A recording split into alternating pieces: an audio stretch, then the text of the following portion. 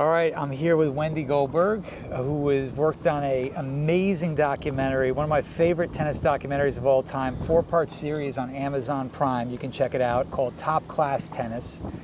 And Wendy worked with Sloane Stephens, LeBron James, a pretty amazing team. Saw the documentary, fell in love with it. We're lucky to be here at Emilio Sanchez Academy and talk to her a little bit about it. So tell us about how this all came to be. Yeah, well, thank you so much. I'm so happy to finally connect with you and for all your support of the show. So I was a junior tennis player growing up. You know, I played in the Midwest, USTA Midwest, played all the various tournaments, was, you know, running around, and just loved the sport so much. And I would say, like, in 20, I stopped playing, and I was just saying, like, I hadn't played in many, many, many years, but I always wanted to make something about that time in a junior's life, of that kind of, like, 14, 15 years old, where you're trying to figure out, you know, you love it so much, you've been playing, that's all you do, you play for hours and hours and hours, and it's like, where do you go from there? You know, do you go down into a professional pathway? What does that look like? Do you go to college? Do you do both of these things? Like, what does it look like? How do you keep tennis in your life at that level? And so, for me, I knew I always wanted to make something about it. Finally got the opportunity. It was really 2017 for me, something kind of clicked. I was watching the US Open. I noticed that Sloane Stephens and Madison Keys were in the finals. And I think on the women's side, I was just like, wow, you know, I don't think I've really tuned in and realized how strong they are. You know, that's to have both of those women in the finals, to have Sloane then win it. And I decided I wanted to kind of make a show that picked up from where there had been a documentary about Andy Roddick and Marty Fish, and I wanted to kind of pick up from there in terms of, like, how did we get to this place? So so I started sort of conceiving the show. I went down to USTA, the national site in Orlando, met up with Martin Blackman, tried to begin to kind of explain what I was interested in doing. He was super supportive. Yeah. I mean, literally, like, for me too, as a player, going back into playing tennis, that's where I first took, like, my first tennis lesson in, you know, 20 years or something. Right. And so Martin was like re-gripping my racket, like, as we were having this meeting. So I think he knew I was for real. So it was then, and we started sort of developing it, researching it. And the last sort of piece, we were able to get LeBron James's company Uninterrupted and SpringHill, his media company, excited about it. They were kind of just starting up at the time too. They wanted to make something in the tennis space, so that's how it started. And then we were looking for another executive producer who really had a lived experience. Right. And it ended up, we were so fortunate that Sloane Stephens joined the team. And it was really when Sloane joined that we were able to kind of say, okay, what do we want to focus on really? It was really about this kind of Florida swing, like the Florida scene. Like, you go from Eddie Herr to the Orange Bowl if you're fortunate enough, you know, if you're that good, and really focus our energies on kind of the path to the Orange Bowl. So, because, you know, it's a really in terms of the history of that tournament, it's so enormous, you know, and I think also you know, just personally I had some experience with Nick Bollettieri. Like, I had wanted to showcase a little bit of this sort of Florida scene. So that's how it all started. It's crazy. Yeah, it's crazy. It took years to make, and a lot of it was the fact that, you know, the pandemic hit, and Oregon. There's college tennis right there. It's amazing. That's the energy. I love it. Yeah. That's the energy we're talking about. Yeah. So, and also, you know, in the entertainment industry, there had been a lot of different strikes, so it's kind of like incredible that it actually got made. But, you know, we released the show in July, and it's done very well. So it's done incredibly well. And I think the cool thing is, everyone that I know in my circles have watched the documentary and just fallen in love with it. Who played a lot of junior tennis, who played college tennis, some played pro. And I just think you really captured the essence of that journey and the difficulty and the grit required as a junior player to make it to the Orange Bowl, which is, I've told people, it's like the Wimbledon of junior tennis, right? It's like, it is like, you know, outside of the majors when they have junior, you know, the junior tournament there, it's just, that's the pinnacle, right? And I think you really captured that. Tell me a little bit about the 4 players that you decided to focus on and profile in the documentary? Yeah, so we were looking for interesting kind of family histories, and if you notice, like a number of the players, they're first generation here, you know, from their families are immigrants. They've come to the country, some of them with more resources than others, you know. And I think we also wanted to look at this idea of like tennis being such a sort of exclusive and expensive sport. How can you, if you don't have those means, if you don't have those resources, like what are the other pathways and ways you can participate? And I mean, obviously these players are at a very high level, but they all started somewhere, you know. Someone put it, like one of our players, Stephanie Yakov, you know, her parents were not tennis people. They're from the Ukraine. She went to YMCA, you know, day camp. They put a racket in her hand, and she was the one that was like, I really love this. I want to keep playing. I want to keep playing. So, you know, just like she's probably playing in many sports. It wasn't as if the parents were saying, okay, it must be tennis. A lot of the kids had a lot of different options. You know, Styles Brockett is another player we focused on who trains out of JTCC. He also was. I saw him win the National Clay Court Championships at in Delray Beach. That was like year. the year, so great player, incredible player. You know, and similarly, like an interesting trajectory, somebody who was a really talented tall guy who was very excited about basketball. They kind of thought that was the direction he was going to, and he just loved tennis. And so the idea that he could train also with, like we did want to feature some of the kind of most important, you know, top 20 U.S. players too. So we had he trains with Francis Tiafoe, so we thought that was interesting, and you know, to have Tiafoe as a hitting partner and have him give him some guidance and stuff, we thought that would be a really kind of cool angle for the show. Joseph Oibog, you know, he's from Cameroon. His dad was a player. His dad played for Cameroon, you know, Davis Cup team, and you know, again, like, he had such a sort of journey because he lives in Connecticut, had to go like 2.5 hours on a train to John McEnroe Tennis Academy, you know, on Metro North. And by the way, he's from Bridgeport, Connecticut, right? Yes. So I was born in Bridgeport, so shout out to Bridgeport for all of our fans from Bridgeport. Not a big tennis town, let me tell you that, at all.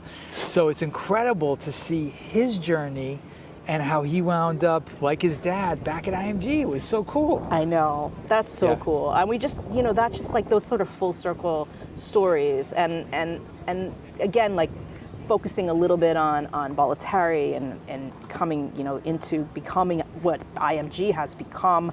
We wanted to focus on that a little bit, and then that story just sort of made sense.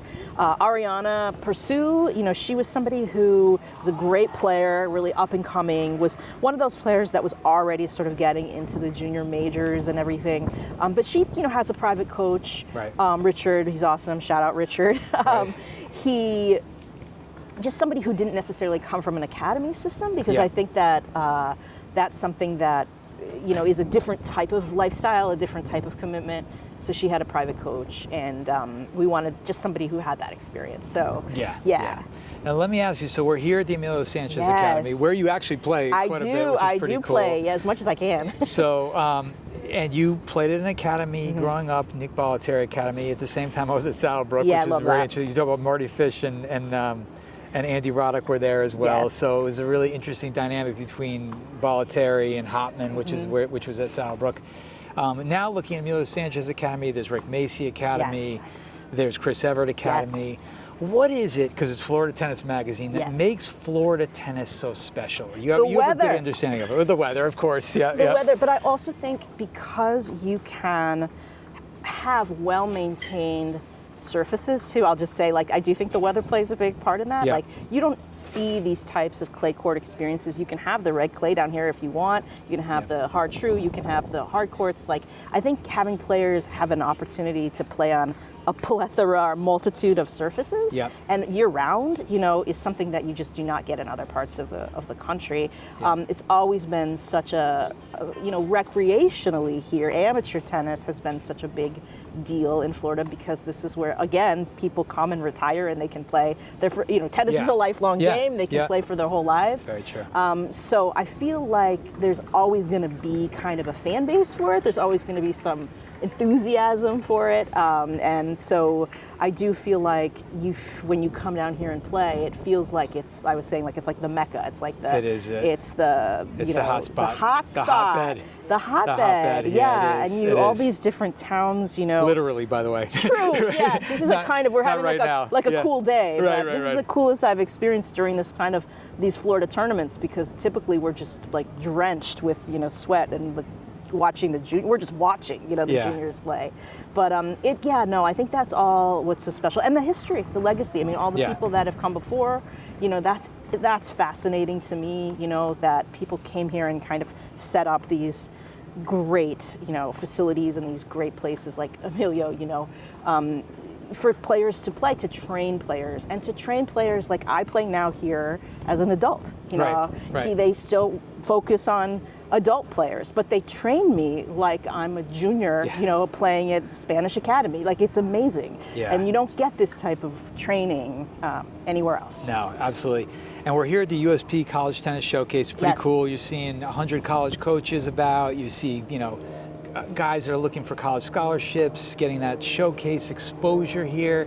One of the interesting things about top class tennis I found was Sloane Stevens and her mother were talking about at least a little bit about college tennis and how that maybe in retrospect Sloane should have gone to college instead of going directly to pro. So let's talk a little bit about your views on college tennis versus, going directly to pro tennis and that whole thing. Yep. Well, I have a very similar opinion to Sybil Smith Sloane's mom, which is that I think everyone should go to college. I think that unless you're winning, major tournaments at 13, 14, 15, then there might be a different, like a Coco Gauff or a Francis Tiafoe, a different kind of trajectory, right? But it feels like if you're, grinding and working and, the college experience is really where you're going to have the opportunity to continue to develop your game. Now there's so much commitment to getting those players out into the tournaments. They're trying to figure out ways to support them financially too. I love that. I love that they're really leveraging the college experience into these other sort of moments where they can kind of be treated like professional players, but still be part of a college team, still be part of a resourced organization. And then of course, just the reality of like going to college and getting a really good education and being able to. How cool that is, How cool is that? I mean, you may or may not end up being a professional tennis player, but maybe you can write about professional tennis, or you can shoot documentaries about tennis. Art story, exactly. Yeah, art story. So there's so many ways to be involved, and I think that it's so tricky as a young person to make those choices, unless the choice is sort of made for you, because it's like that is just what you must do.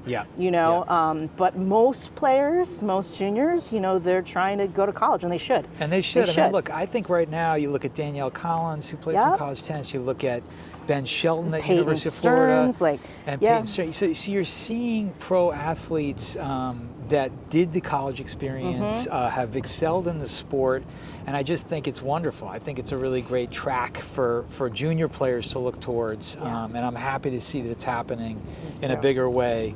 The last few years especially. I mean, I think Ben Shelton, breaking through to the semifinal of the U.S. Open last year, the year before, was incredible, and I think it was a major statement to say, wow, you can really make it big. He was a senior at, he played 3 years at Florida, University of Florida, again. Dad was a coach. And it's like he made that little run at a major run at the Australian Open. He had to make a decision, and I, thought that was the right decision. At the time, but he was ready. He had been 3 years at college getting ready to do exactly what he did. So with, the great University of Florida resources behind him. Now let's circle back. Really interesting. We both come from the same kind of generation and time period of being in an academy in Florida, playing junior tennis. And then you do a documentary on these 4 amazing players, really get yourself entrenched in the scene for about 4 years, basically. How has the game changed between when we were playing junior tennis and now? Yeah, that's a great question. I mean, I think that the international element has become huge in a way that was not a part of my growing up at all. I was USTA, regional, sectional, national, if you're fortunate enough to be at that level. The international piece is clearly something that, like for us, I didn't think there would be any issue with a player like one of our players in the show, Stephanie Yakov. I mean, we went and watched her play indoor nationals. She was the second seeded player, but she probably wasn't going to even get into the Orange Bowl because her international ranking wasn't high enough, because she was in public school. She didn't go to an academy. That was also something I wanted to showcase. Like, well, what if you don't spend 6 hours a day on the court and you're in the classroom, and then you do the training kind of around that? Well, what does it affect? It affects your ability to go to play some of these major tournaments. Those were not part of the equation before, really. And so that's a very interesting new element. It used to be that the first time you might experience other international players would be at Orange Bowl. You know, and that's another reason why Sloane and I thought it was a perfect tournament to focus on, because all of a sudden it sort of opens up your world and you realize, oh, it is like, I've been watching these international tournaments growing up my whole life, but I haven't really played them yet, and now here come like the top players from all of these other countries, you know. And we thought, I've always thought that was really interesting about Orange Bowl in particular, for the US players' experience. So that's changed. I think that the focus has become much more intensive in that way. And I would also just say, I think that there are more and more and more academies. There are certainly less kind of structured ways to become a player. And therefore, you know, it's harder sometimes to sort out, like, are people just going there because they love the sport? You know, are they actually at a level that they can compete at a really high level? I know that sometimes, you know, parents push kids into things, and like, you know, watching that dynamic has been sort of interesting. I'm a parent myself, so like trying to figure out what the choices, you know, that your kid's making. Are you making those choices for them? Are they making their choices? So I would just say, like, the kind of it's interesting, like, I've gotten to know through the show. I've spent a ton of time also at McEnroe Academy in New York, on Randall's Island, with a bunch of those coaches. And, you know, I think that a lot of them actually feel like it's probably good for kids to be a little more well-rounded in their athletic development. And that's why they actually do spend so much time on fitness and on, you know, they've got great coach, Richard, you know, he's great. So, and then, you know, Richard travels with them to Orange Bowl and things like that. So I think that, like, being more of a well-rounded athlete, as things have sort of, you know, conversely in some ways to, like, this idea of places being so intensive, I think a lot of those coaches are like, they might be better off doing multiple sports, you know, and not necessarily just focusing on tennis. Yeah, and you know, it's funny because I look back at the junior, you know, kind of world when I was playing, and I played basketball, I played tennis, and you know, grew up playing baseball as well, and it's like, wasn't so intense just to be on the tennis track. Right. And I think now, it is a little bit too kind of tunnel vision on tennis. And I think that's one thing that's been lost. On the other hand, the quality now is incredible. Absolutely. I mean, you know, they hit a big ball. I mean, the strings and the rackets are different. And the competition, especially here in Florida, like, you know, is unbelievable to watch. And if you go to Orange Bowl, which is coming up very, very soon after we film this, in Plantation at Veltri Academy, you just see some unbelievable level tennis. You know, so in any event, for the Florida tennis crowd, please check out this documentary, Top Class Tennis. But we'll leave you with one last question. Wendy, what's next for you? Are you going to be doing anything else with tennis? We're begging you to do something more. Thank you. Tell us. I wish I could. I want to. Yes. There's a couple things kind of percolating, but nothing official yet. Like, some things in development. I also have spent the majority of my time actually working in live theater, and I have a play about tennis that I'm hoping we're going to see next year. Cool. Well, you know, again, like, fingers crossed, but it'll happen eventually. If it doesn't happen next year, it'll happen sometime. So, like, multiple things. There's a couple of shows that I know that are being developed about tennis that I'm hoping to, like, become a part of. So I will, like, the second I know more, I'm going to let Florida Tennis know. Because, let me know. Yeah. I thought all these kids were running up to see you. They're coming to see us. Yeah, but thank you. No, and yeah, I'm so thrilled to have the chance to talk to you, and I just love what you're doing, and I love, you know, playing down here. So I'm all about Florida tennis. Thank you. Yes. Thank you for everything, and we hope to hear more about what you're doing, and we wish you all the best. Thank you so much.